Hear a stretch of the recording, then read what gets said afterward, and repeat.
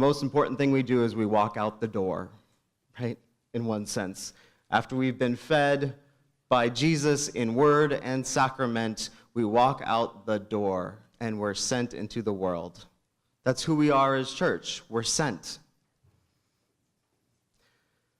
I work for the Sisters of Bon Secours, and I love their story of sending. And actually, who are all the religious sisters in the room? Would the religious sisters in the room stand up? There are a number of you here. Where are they?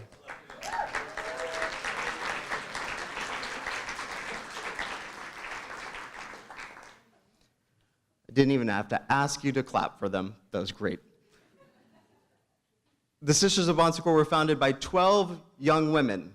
Really, they were almost all in their 20s in Paris right after the French Revolution. It was a very rough time, and they were founded to care for the poor and the sick and the dying in their homes. And that went against all the norms of religious life at the time, especially the cloister rule and the rule of being in pairs, because they stayed overnight in people's homes, and they did it alone. Because when you're sick, it doesn't go away just because the sun goes down, right? They were sent. And that story of being sent boils down to they would go where the need is and stay until the need was gone. Isn't that what we're all called to do? Go where the need is and stay until the need is gone. The reason there's a Bon Secours young adult movement is because the sisters saw there's a need, right? There's a need for young adult ministry. We can do something about this, and we know how great and how much that need is not yet gone. Right? So how do we become sending ministries, sending parishes, sending dioceses? I beg all of you to do this one thing. Best practice right here, especially for young adult ministry. Send Eucharistic ministers to the sick.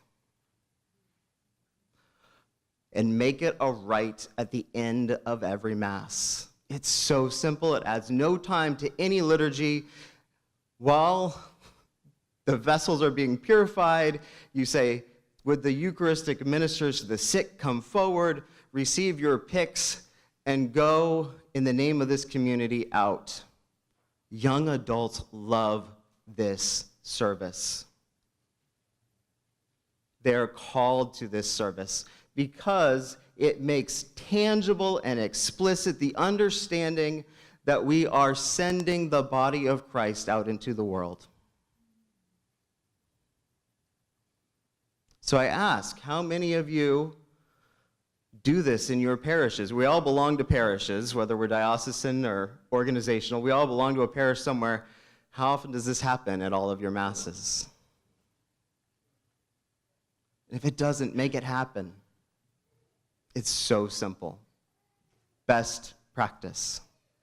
It makes us remind ourselves that we are a sending church over and over and over again every week.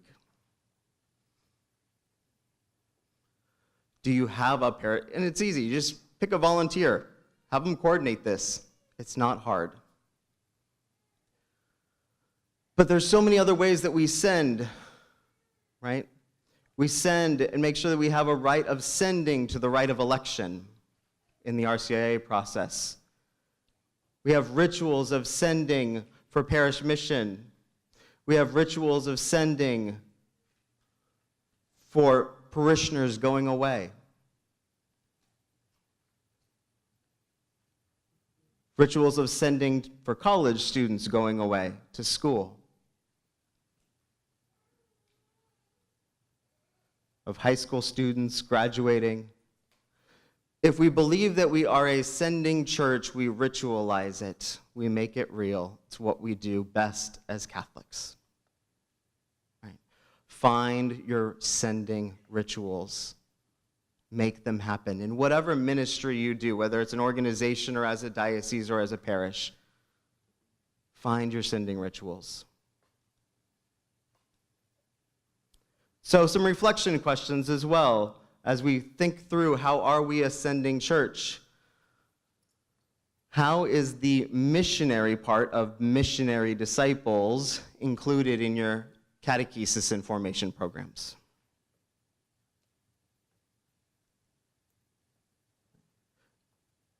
Ask yourselves, do your people know they are called and sent by God? And if they know, do they believe it?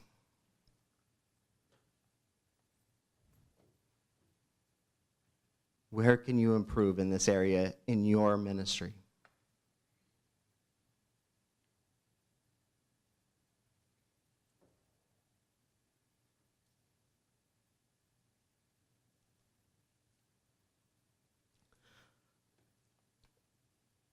Examination of conscience is a really great tool for becoming a sending church. But I think too often we focus on examination of conscience only in the form of the 10 Commandments. But the sending church focuses on the examination of conscience on the Beatitudes. Because all of the Beatitudes are about being sent. You name them off, they're all about being sent. How am I doing as a peacemaker? You have to go out to be a peacemaker. How am I doing in grieving and sorrow? You have to go out and be in relationship to be grieving and in sorrow. How am I doing as a thirst for righteousness? You have to go out to thirst for righteousness. So if we include in our examination of conscience the Beatitudes, right, that is one key that unlocks our sending church. The other key, something Pope Francis never tires of, the works of mercy. Unlocking our sending church is a focus that we've heard over and over in this pontificate about the works of mercy and returning to them. All of them are about going out.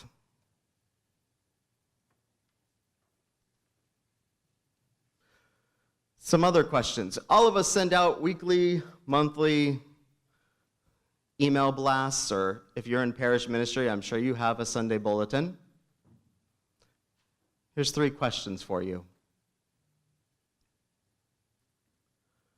When people ask to get involved in the parish or in your ministry, are you bringing them in or are you sending them out?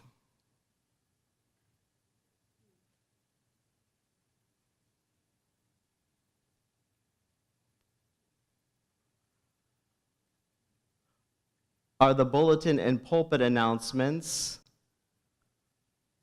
all internal events, or are you publicizing external community events?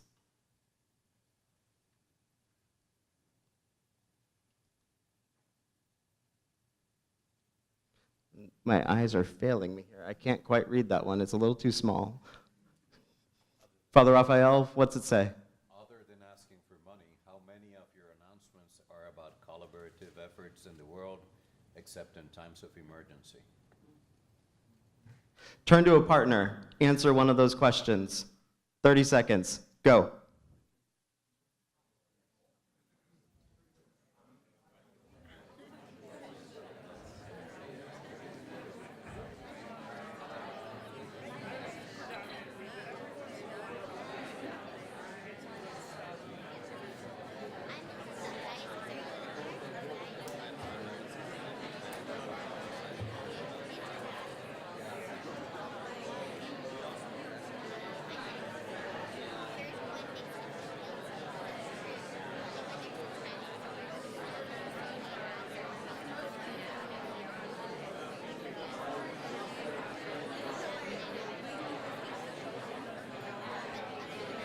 Okay, and come back.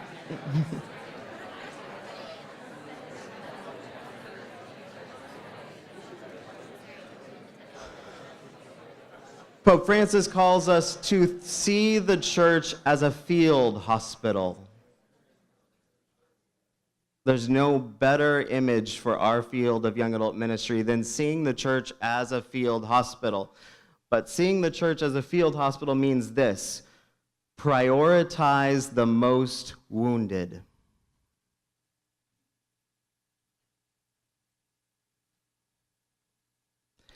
Field hospitals triage. Prioritize the most wounded.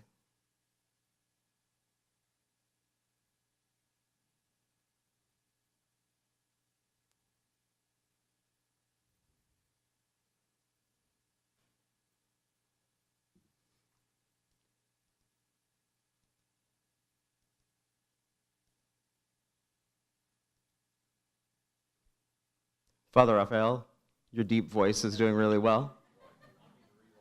I want you to read half of them. Paul can do the other half. Half, okay. Do our ministries have a triage 911 dispatch officer to send people out? Out to emergencies, physical, emotional, physical. What? Who is collecting the needs and coordinating the response? How is this tied to Catholic Charities or CRS for direct service? How is this tied to your state Catholic conference for advocacy work at the town, city, country, state, and federal levels? These are not just needs of the members of the local community either, though. These would probably help keep most parishes and dioceses more than busy enough. These are the needs of all those in the boundaries of the parish or diocese, Catholic or not. We'll come back to these reflection questions, this part of reflecting on being a sending church. But I need to move us now into a second part about where are we as a field being called, especially in the next year, next 2 years. What are we in this room doing as leaders in this field of young adult ministry? There's a number of things coming up. There's a reason the forum in December is called The Moment. Right, Diana? Yep.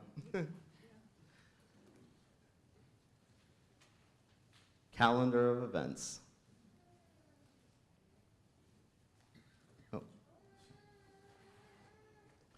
First of all, everyone here is invited into, and I would hope would feel a great expectation and urgency to be a part of the National Dialogue. If you haven't heard about it already and Diana didn't get the message across, go to nationaldialogue.info. But the National Dialogue is kind of the clearinghouse for all of these great movements in the church. And the overarching goal of that dialogue is that the church will be mobilized and hit the ground running when the apostolic exhortation from the Synod is released next year, and that the ground will be fertile and that we can be fruitful going forward. That's what this is all about. And so the local conversation process, the engagement part of the National Dialogue will kick off in July and run for a year and a half. There's lots of time to be involved and to make sure that the voices of your young people are part of the process.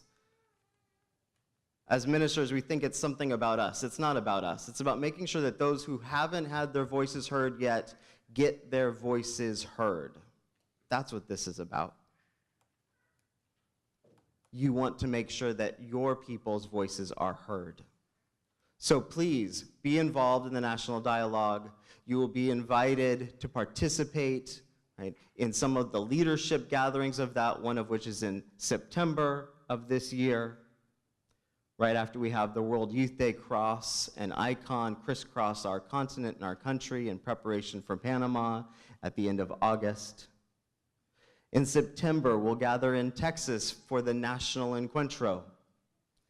In October, we have the Ordinary Synod, and hopefully a number of people from this room will get to go to that synod as part of a pilgrimage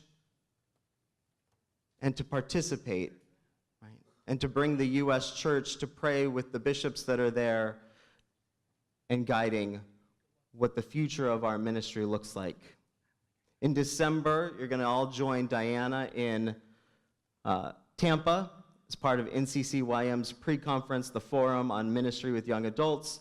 And in January, I know lots of you will see each other in Panama. It's a busy year. It's a busy year. But along with all of this, we are being sent to more regional gatherings and collaboration among diocesan leaders. As young adult ministry leaders, as the National Advisory Team, we hope to set an expectation that as regions, as regional leaders, you get together at least once over the next year, whether that's the Episcopal region or just a state or a multi-diocesan collaboration, that we get together and do more collaboration as young adult leaders. That is a great hope of the national leadership.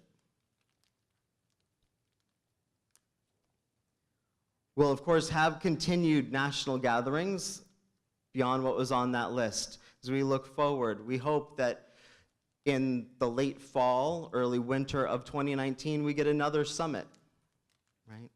And so that on off years, we can have forums and summits, so we gather as a national field and move the field forward.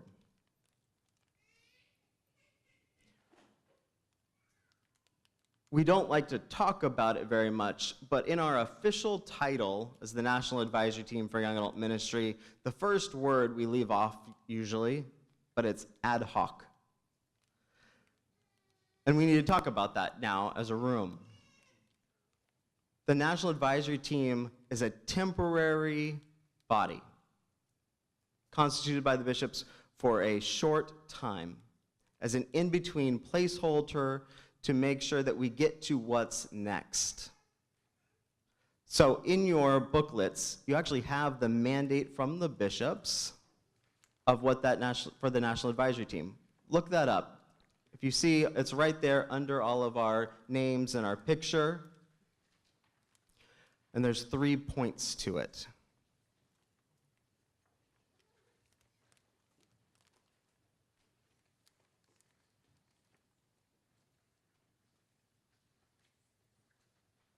Which page is it? 6, page 6.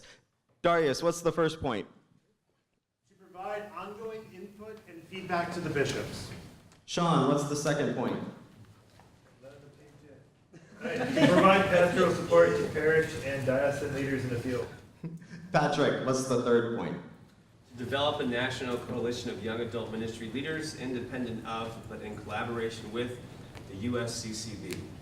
That's what we're talking about, is that third point. It's the job of the ad hoc advisory team to figure out what's next. Because we're not what's next. What's next hasn't been developed yet, but we've been working on it, right? But there's a lot of work to do to figure out what's next for this field in terms of a permanent organization moving forward and what that will be. And we want you to be involved in that. We need you to be involved in that. There's too much work for even the 15 of us to do, right? We need your help in making that a reality. So, to join in that work of the National Advisory Team, we would invite you into some of our task groups or working groups. Right? Here's some of the ones that we're thinking of. You'll get a survey as a follow-up to this summit. See if you're interested. Tell us if you're interested. There's lots of ways that you can help move this field forward and help us to figure out what's next, especially that organizational strategy for the future. We want your input. We need your help. So please let us know what you want to do and how you can best use your gifts and talents to help move this field forward.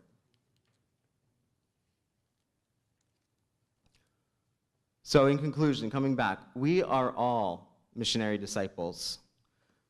By virtue of our baptism and everyone's baptism, we are members of the people of God, and we have become missionary disciples.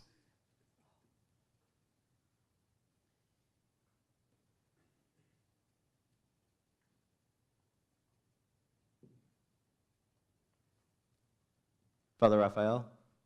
Every Christian is a missionary to the extent that he or she has encountered the love of God in Christ Jesus.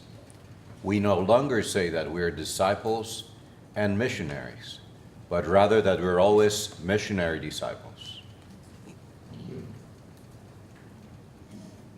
So what are we waiting for?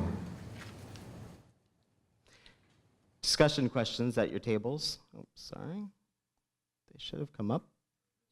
Where are they? They're there somewhere, but we'll come back to them. The first one, how are you going to help move the ministry field forward? How are you going to help move the ministry field forward?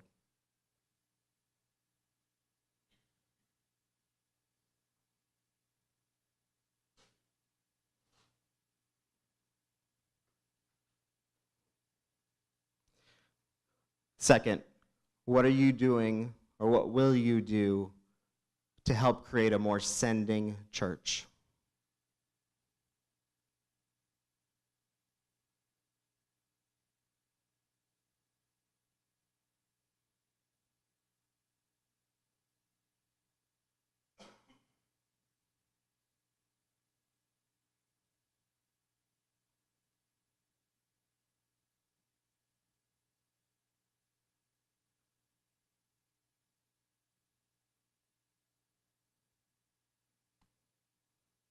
So what are you going to do to help move the ministry field forward?